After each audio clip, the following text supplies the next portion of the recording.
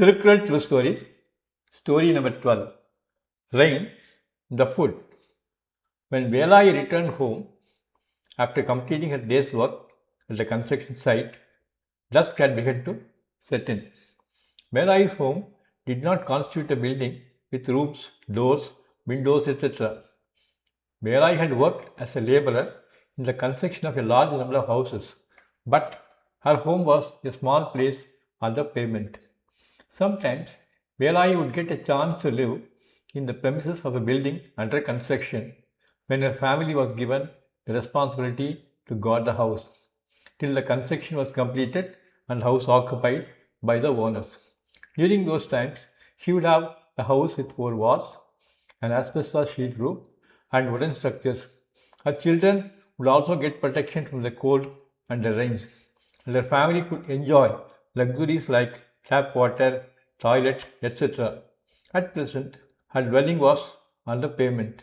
Some other laborers were living nearby. Velai's husband, Vadivelu, was also a construction worker. Every day, he needed to consume liquor in the evening to invigorate himself after a day of hard labor.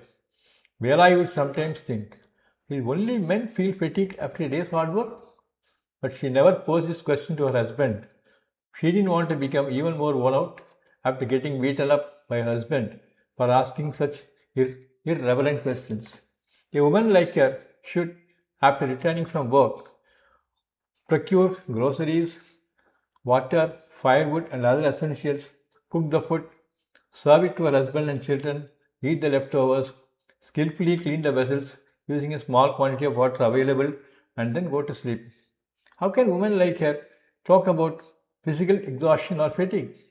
Since Vadivelu's daily earnings would hardly suffice to meet the cost of liquor needed by him to invigorate himself, Velai had to run the family with only her earnings.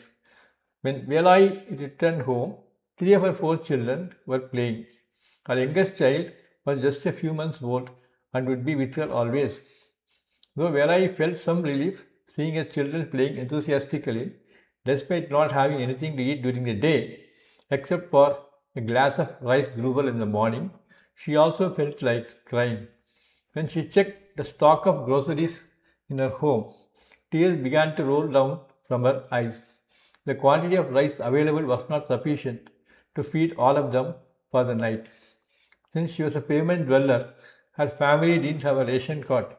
She could buy rice at a price she can afford from the shop which was selling stolen ration rice only tomorrow. What can I do? I have to manage with what I have. Of the water she had filled in a pot in the morning from the street tap by standing in a queue, about half the quantity remained. After her children had drunk some of it during the day to quench their thirst as well as hunger. Thank God, at least I have water. Water is God indeed. She cooked the rice, added some buttermilk and a lot of water, and served the cooked rice buttermilk slurry to her children.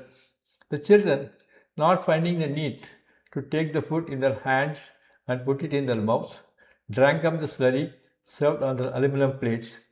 Enthused by the fact that they were able to finish eating in a short time, they went out to play. The children's hunger was satisfied for now, thanks to the water that helped expand the quantity of cooked rice available. During the night, they would feel hungry. At that time, they would wake up from sleep, drink some water, and go back to sleep. There was a small quantity of food left in the vessel. Her husband, who usually came home late in a drunken state, would demand food for him. So, Velai kept the remaining food for her husband. She drank some water and tried to satiate her hunger for the time being. The baby needed to be fed too. Velai looked at the bowl in which she had kept the milk.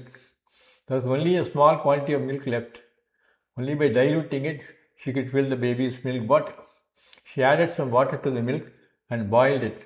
Fortunately, there was some sugar at home. If she added a little more sugar, even the diluted milk would taste good for the baby. Velai laid the baby on her lap and fed the milk from the bottle.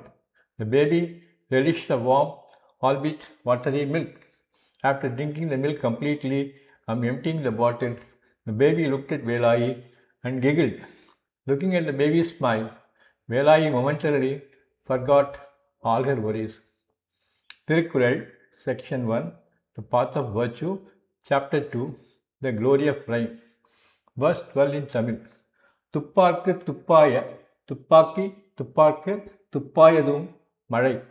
Meaning, rain not only helps in the growth of food grains for people to eat, but also serves as food for them. If you like this video, please register your like, share it with your friends and other groups, comment on it and subscribe to our channel.